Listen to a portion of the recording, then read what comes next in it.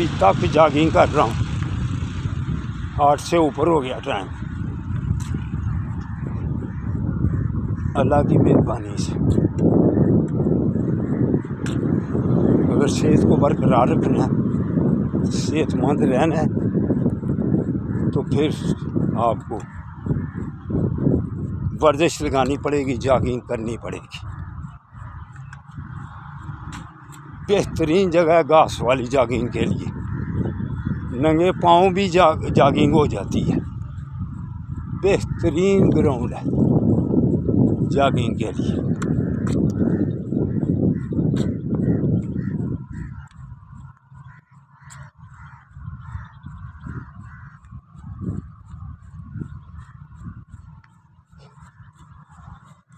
اللہ حافظ، اللہ حافظ۔